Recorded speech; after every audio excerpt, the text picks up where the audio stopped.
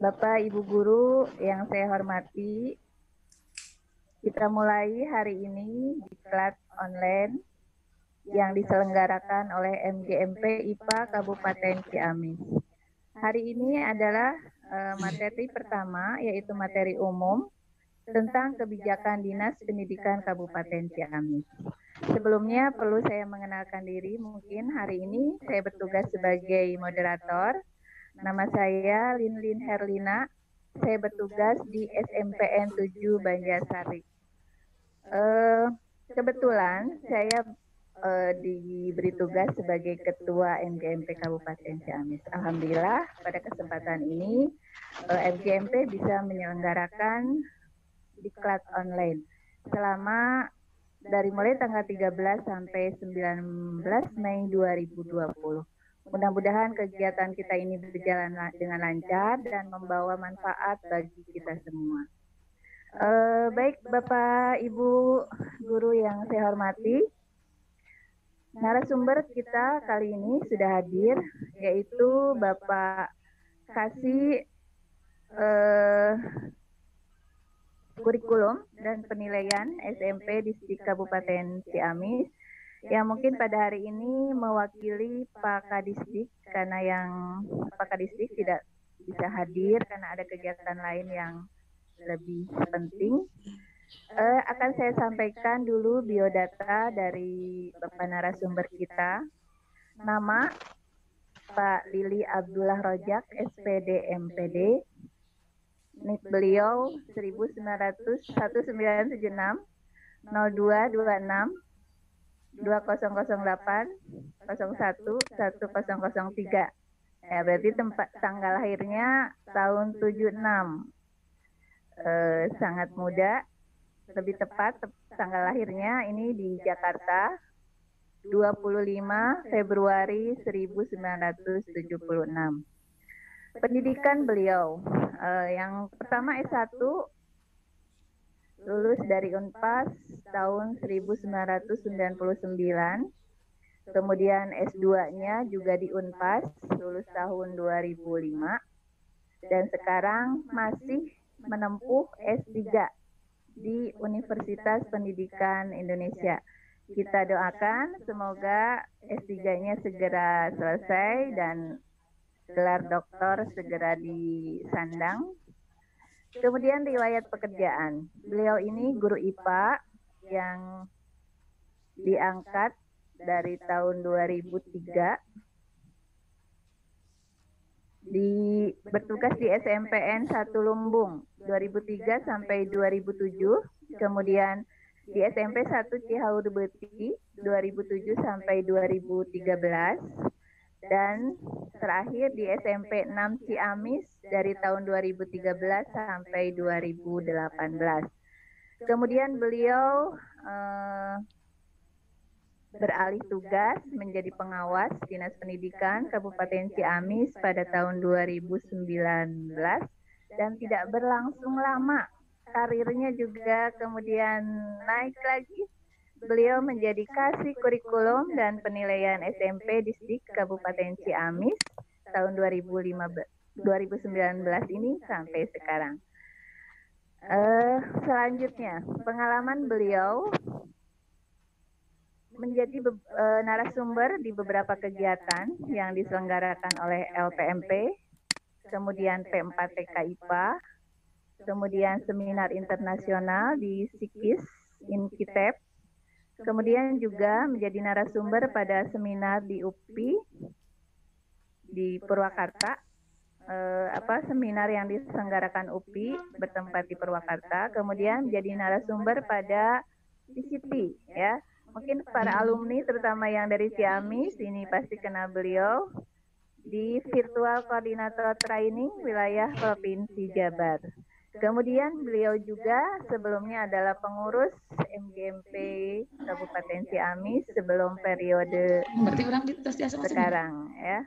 Kemudian masih aktif di VCT. Itu biodata yang bisa saya sampaikan berkaitan dengan narasumber kita kali ini. Bapak Ibu guru yang saya hormati, tidak diperpanjang lagi, kita mulai saja acara inti kita pada hari ini sebagai pembukaan dari pelatihan online yang akan berlangsung 13 sampai 19 Mei 2020 dengan materi pertama adalah materi umum kebijakan Dinas Pendidikan Kabupaten Ciamis yang akan disampaikan oleh Pak Lili Abdullah Rojak. Waktu dan tempat seluas-luasnya, tapi tetap ada pembatasan ya Bapak. Kita mulai jam 10, nanti berakhir di 11.30, tetapi nanti di tengah ada break dulu, karena sesuai dengan teknis dari Zoom ini, ya. Untuk sekarang, saya persilakan Bapak Lili untuk menyampaikan materinya. Dipersilakan. Baik, terima kasih Bu Linlin. Sebagai pembawa acara, Pak Rahmat, punten biasa diagengkeun teu Pak Rahmat untuk yang berbicara.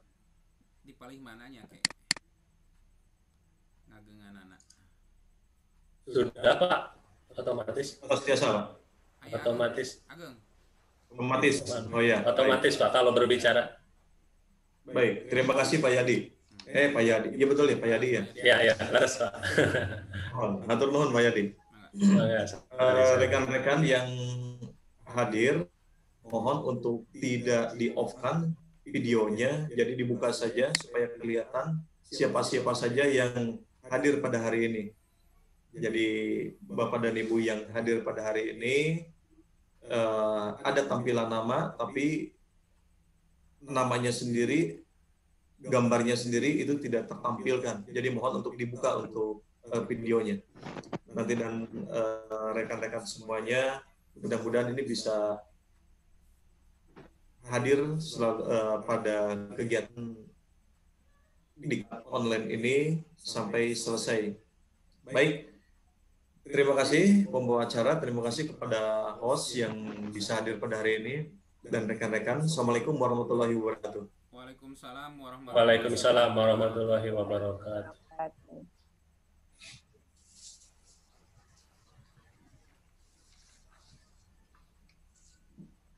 Bismillahirrahmanirrahim. Wassalatu wassalamu ala asrofil anbiya wal mursalin sayyidina wa maulana Muhammadin wa ala alihi washabihi ajmain. Amma ba'du. Terima kasih kepada rekan-rekan semuanya yang bisa hadir pada hari ini dalam keadaan puasa, yang sedang menjalankan puasa. Mudah-mudahan kita mendapatkan pahala yang besar, Pak. Dalam keadaan berpuasa kita tetap melaksanakan kegiatan sekaligus pembelajaran, sekaligus pemenuhan untuk Bapak dan Ibu dalam peningkatan kualitas sebagai seorang profesi dalam pendidikan ini, dan kita sendiri memang mengupgrade sendiri Pak dalam kegiatan ini. Syukur alhamdulillah kita sama-sama sampaikan kepada Allah Subhanahu wa taala bahwasanya kita sudah diberikan kesehatan fisik. Mudah-mudahan kita bisa mendapatkan rasa keimanan yang tinggi dalam menjalankan ibadah puasa ini. Wajarlah merasa lapar dalam kegiatan seperti ini, apalagi kita menggunakannya dalam menggunakan tenaga dan kemudian pikiran kita sendiri. Kita akan merasakan cepat haus, Pak, cepat lapar. Tapi mudah-mudahan itu bisa ditanggulangi dengan keteguhan yang kuat, keinginan yang kuat dalam proses belajar.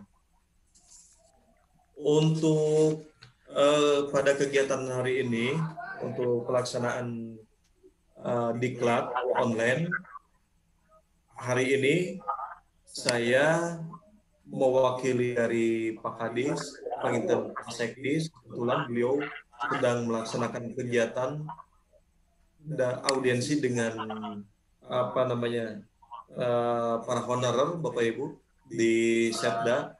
Jadi beliau tidak bisa hadir dalam kegiatan atau membuka acara ini.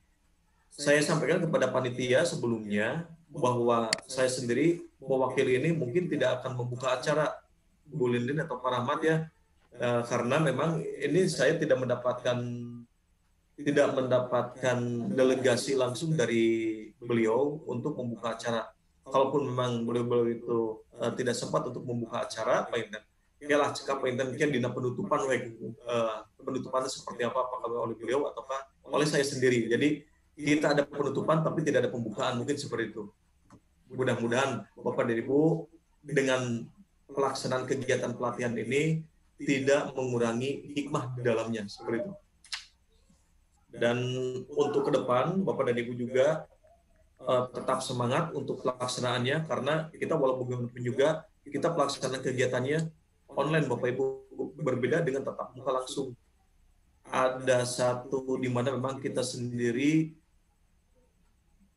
dukungan atau dorongannya yaitu dari Bapak Ibu dan Ibu sendiri gitu, bukan dari orang lain kalau yang namanya dikat online. Rasa ingin tahu, rasa ingin tahu Bapak Ibu itu merupakan sebagai satu motivasi yang sangat besar untuk selesainya kegiatan ini. Berbeda pada saat Bapak dan Ibu pelaksanaan kegiatan dengan secara luring atau tatap muka langsung, itu karena memang ada dukungan-dukungan dari rekan-rekan yang lain. Ya, sehingga kita bisa ngobrol, bisa apapun juga di dalamnya. Tapi kalau yang ini beda, Pak. Pengalaman saya pada saat di PCT juga, itu paling juga yang lulus itu sampai 5% sampai 10%. Mereka dengan sendirinya mengundurkan diri, tidak selesai sampai akhir. Itu makanya kalau Bapak dan Ibu sampai pelaksanaan kegiatan atau diklat online ini bisa sampai selesai 50% ke atas, itu hebat, Pak. Nah, ini mudah-mudahan ada sebuah komitmen dari rekan-rekan, baik rekan-rekan panitia ataupun rekan-rekan dari para peserta untuk bisa selesai kegiatan tersebut, untuk melaksanakan kegiatan-kegiatannya dengan tugas-tugas dan lain-lain. Ini sehingga Bapak dan Ibu bisa menyelesaikan syarat-syarat di mana Bapak dan Ibu bisa lulus untuk kegiatan diklat ini, Bapak dan Ibu. Dan sudah jelas, mudah-mudahan Bapak dan Ibu itu untuk motivasinya bukan untuk mendapatkan sertifikat, Pak. Sertifikat itu mah hadiah saja untuk sertifikat itu. Hadiah yang diberikan oleh Bapak dan Ibu sendiri, bukan oleh MGMP sebetulnya. Karena Bapak dan Ibu keinginan yang kuat mau untuk berproses sehingga sertifikat itu bisa didapatkan. Seperti itu. Dan ini berkaitan dengan mengenai masalah sertifikat sendiri, Bapak dan Ibu, insya Allah saya sudah sampaikan ke beberapa MGMP, ke beberapa para tim penilai angka kredit, bahwa kita ingin membuat semacam standar operasi prosedurnya, bahwa kita itu untuk di Dinas Pendidikan punya standar khusus untuk di Kabupaten Ciamis. Sebagai salah satu yang akan ditempelkan pada sertifikat tersebut adalah dengan adanya QR Code. Nah, itu untuk menjaga keaslian dari sertifikat yang Bapak Ibu punya. Cuma yang jadi permasalahan untuk kami itu adalah tenaga yang akan membuat QR Code-nya itu. Untuk sementara ini, paling juga mungkin saya akan meminta bantuan kepada rekan-rekan yang ada di MGMP, per MGMP, begitu seperti itu, untuk bisa membuka QR Code-nya pada sertifikat yang sudah melaksanakan kegiatan pelatihan Bapak Ibu. Karena untuk QR Code sendiri itu akan menunjukkan siapa pemilik dari QR Code itu. Sehingga tidak memungkinkan QR Code tersebut atau Bapak Ibu yang Bapak Ibu punya sertifikatnya kemudian difotokopi oleh yang lain, dan ketika pada saat di-scan QR Code tersebut, nah ini memiliki Bapak Ibu, sementara di fotokopiannya itu adalah 6 orang lain, maka yang ini sudah tidak bisa lagi untuk digunakan atau untuk dinilai Bapak Ibu. Jadi itu adalah pemilik sertifikat yang Bapak Ibu punya. Jadi pemilik sertifikat tersebut itu adalah satu orang, hanya satu orang. Jadi tidak bisa dimanipulasi.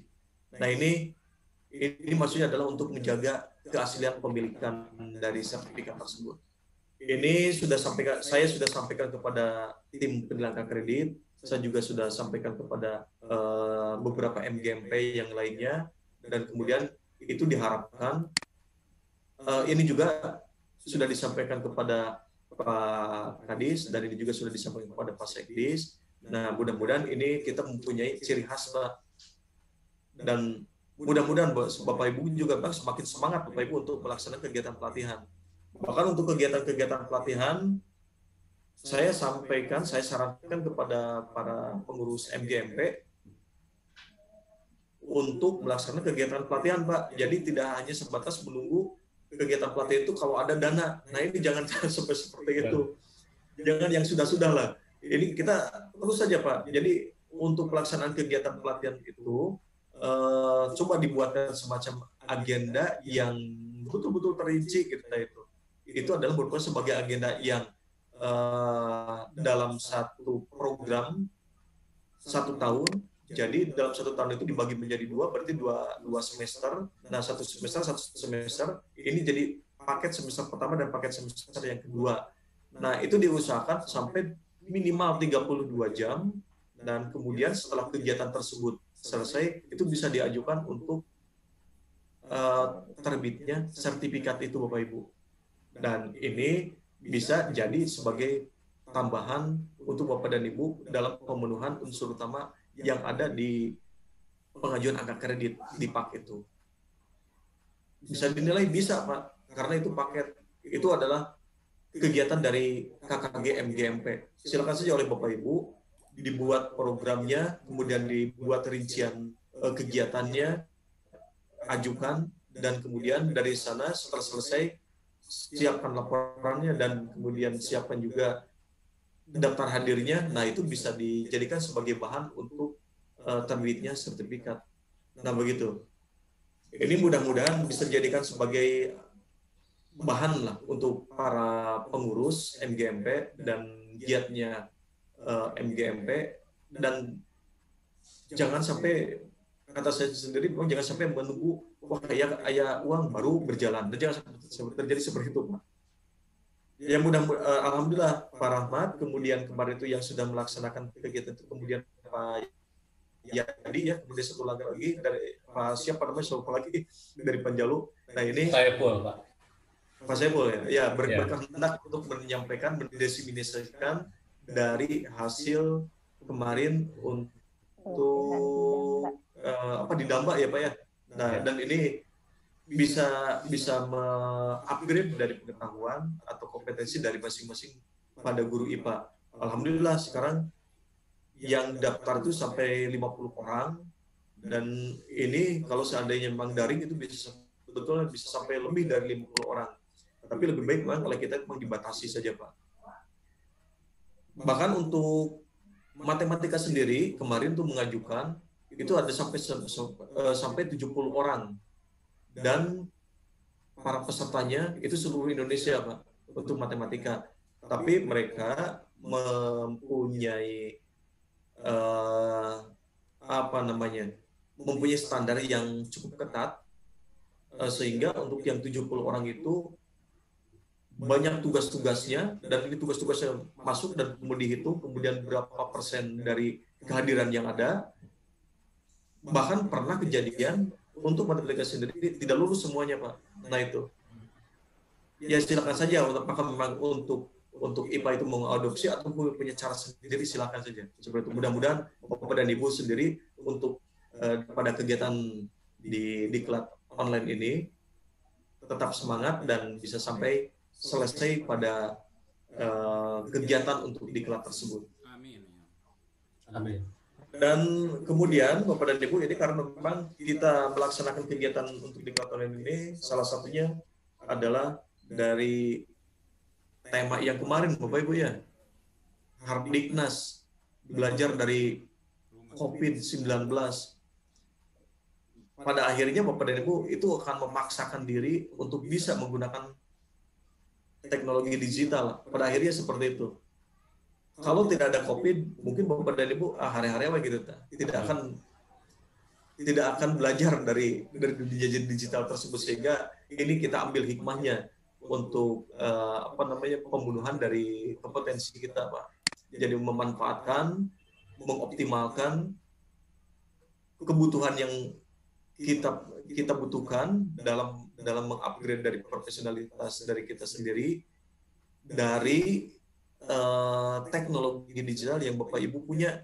Sebetulnya seperti itu. Dan ini sebetulnya di mana-mana itu sudah melaksanakan kegiatan untuk proses digital seperti ini, untuk telekonferensi seperti ini, itu sudah dari dulu Pak sebetulnya.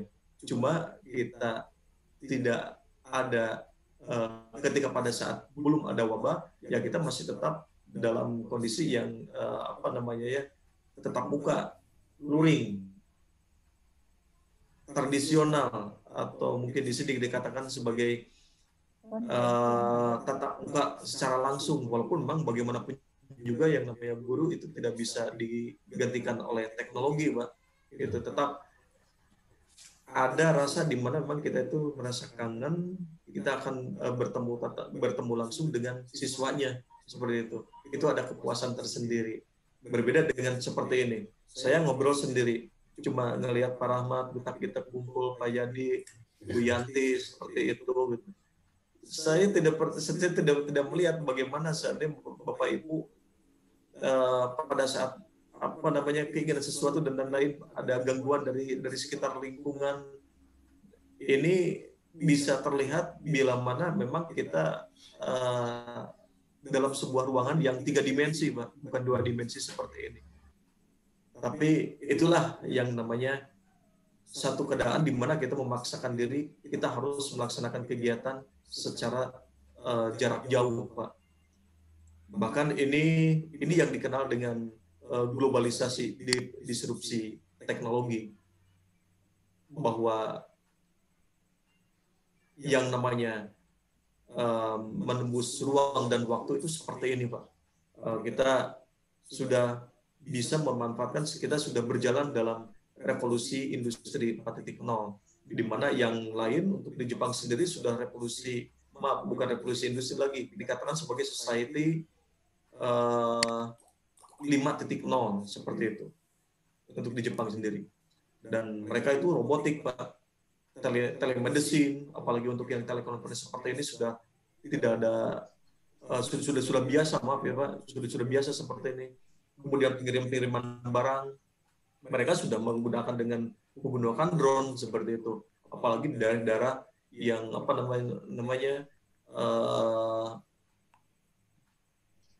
tempat yang terpencil seperti itu. Mereka untuk pengiriman barang itu bukan lagi pakai Gojek, tapi sudah pakai drone seperti itu.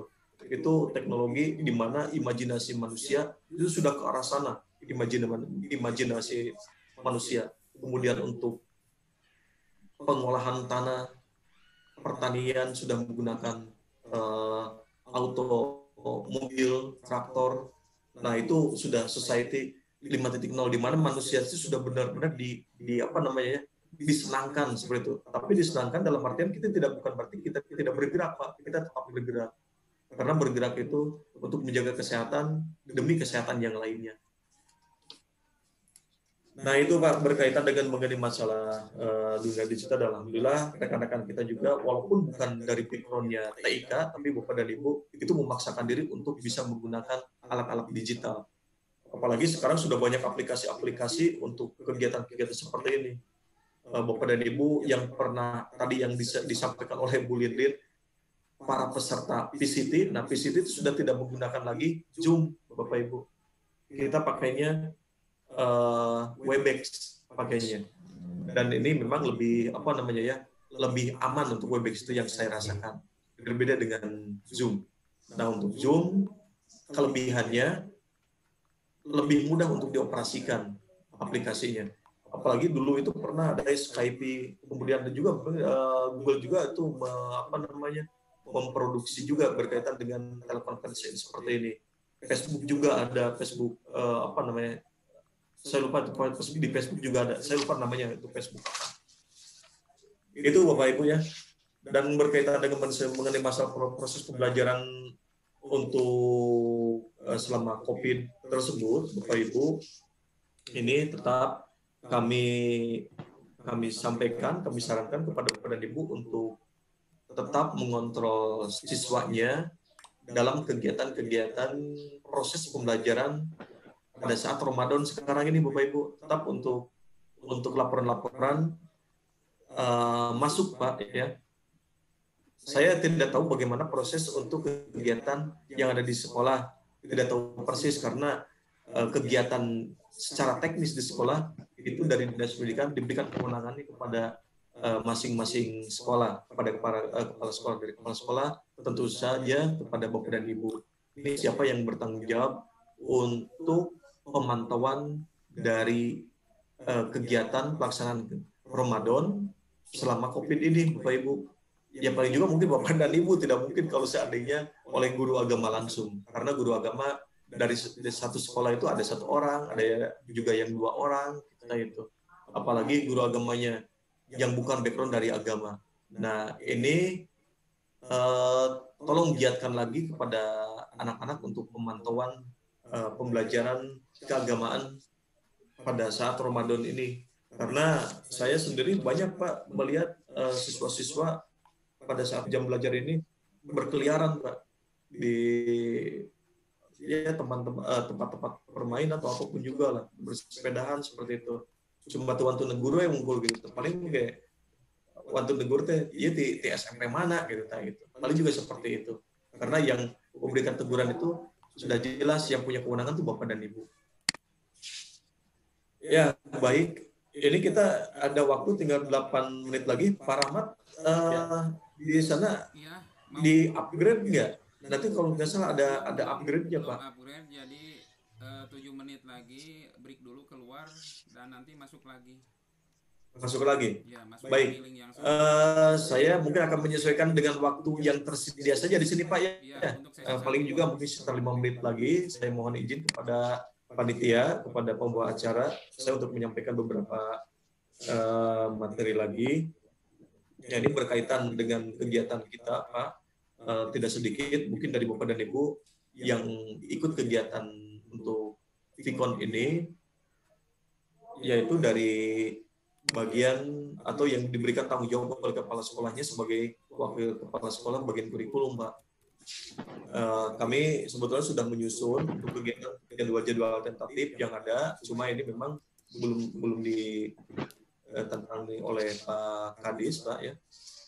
Sehingga untuk yang kegiatan ini belum kami sebarkan. Untuk sementara waktu, Bapak dan Ibu silakan saja pegang kalender akademik Bapak dan Ibu yang berlaku saat ini, yang sudah ditandatangani. Itu kalender akademik, karena kita dasarnya bergerak itu dari sana. Walaupun memang untuk beberapa kegiatan-kegiatan sebelumnya, itu untuk kegiatan seperti halnya UN, US, itu kita tidak diselenggarakan. UN dan US itu, dan diganti dengan proses pembelajaran di rumah kegiatannya. Termasuk juga mungkin untuk ke depan kalau seandainya tidak ada perubahan apapun dan kita itu tetap dirumahkan, mungkin WFH seperti itu. PAT juga itu tidak mungkin dilaksanakan, Pak. Dan itu sudah diatur dari regulasi pemerintah. Lihat saja oleh Bapak dan Ibu di SE Menteri Pendidikan nomor 4 atau dari surat edaran Pak Bupati, kalau nggak salah itu nomor berapa ya, 1205. Lihat saja di sana, Pak. Itu sudah sangat jelas diatur di sana.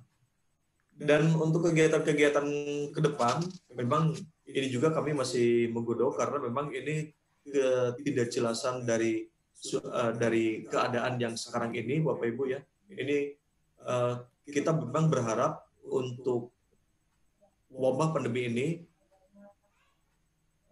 berakhir, Pak. Karena memang ini semuanya tidak diharapkan lah dengan adanya wabah ini. Cuma kita bisa mengambil hikmah di balik wabah tersebut. Dan kemudian untuk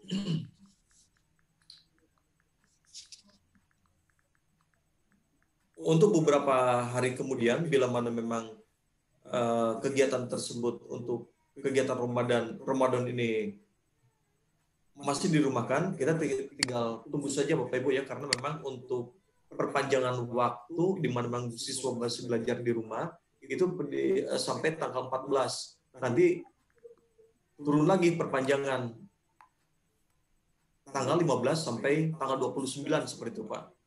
Jadi kita lihat saja bagaimana ini, apakah memang yang akan digunakannya adalah perpanjangan dari Pak Bupati dari surat edaran tersebut, kemudian apakah kalender akademik ataukah yang mana gitu yang berlakunya. Saya juga belum ada titik temu seperti itu. Kalau seandainya perpanjangan, maka Bapak dan Ibu berarti masih tetap sifatnya itu bekerja dan siswa juga masih belajar di rumah, Pak. Jadi tanggal 24, tanggal 25 itu kan berarti hanya untuk libur Idul Fitri. Tapi kalau seandainya memang, saya sebenarnya sangat berharap itu gini Pak, Bapak dan Ibu ya. Jadi untuk kalender akademik yang digunakan, jadi tanggal 18 sampai tanggal 30 itu libur sebelum dan sesudah Idul Fitri. Mulai tanggal 18 sampai tanggal 30 Mei, Pak. Tapi ternyata kalau seandainya memang dari bupati atau mungkin dari dinas berkata lain, jadi ada semacam perpanjangan, maka ini belajar tetap harus dilaksanakan, Pak, seperti itu. Ya kita lihat saja lah. Tapi saya memang sangat berharapnya kita masuknya pada kalender akademik. Jadi tanggal 18 sampai tanggal 30 itu libur sebelum dan sesudah Idul Fitri. Kita masuk lagi, paling juga mungkin itu pada tanggal 2, saya lupa lagi, 2 Juni. Nah, di sana tanggal 2 Juni, karena tanggal 1 Juni itu tanggal merah. Nah, 2 Juni, 1 minggu itu, nah itu berarti Bapak dan Ibu harus persiapan tuh kegiatan PAT, Pak. Karena kegiatan PAT-nya minggu depannya. Nah, ini yang 1 minggu itu tidak cukup untuk pelaksanaan persiapan PAT. Di kalender akademik, itu minggu kedua untuk PAT itu. Nah, sementara untuk persiapan-persiapannya ini sangat minim. Ya, sehingga boleh buat ini dikembalikan lagi pada surat edaran Menteri nomor 4. Seperti itu. Ya, kita tinggal tunggu saja Bapak Ibu ya untuk kegiatan-kegiatan untuk ke depan, karena ini juga kami masih untuk jadwal tentatif tersebut. Ya, demikian Bapak dan Ibu, saya sampaikan kepada Bapak dan Ibu berkaitan dengan mengenai masalah kebijakan dan lain-lain dan informasi-informasi kedinasan. Mudah-mudahan ini bisa bermanfaat kepada Bapak dan Ibu. Ya, kita punya waktu tinggal 1 menit lagi Bapak Ibu ya. Betul. Mudah-mudahan semuanya itu bisa bermanfaat untuk kita semuanya. Dan saya tidak bisa membuka, Pak Rahmat, maaf untuk kegiatan ini, tapi Bapak dan Ibu tetap berjalan saja. Untuk sesi berikutnya siapa, silakan seperti itu. Dan mudah-mudahan pada waktunya, seandainya memang itu sudah bisa ditutup untuk kegiatan, silakan saja gitu untuk mulai untuk ditutup, dan kita akan proses untuk sertifikat tersebut atas ajuan dari MGMP. Baik, saya serahkan kembali kepada pengarah acara. Terima kasih. Assalamualaikum warahmatullahi wabarakatuh. Waalaikumsalam warahmatullahi wabarakatuh. Terima kasih kepada Pak Kasdi. Untuk sementara ini break dulu ya, jadi acara belum selesai, nanti kita akan masuk lagi. Saya ingatkan Bapak Ibu silakan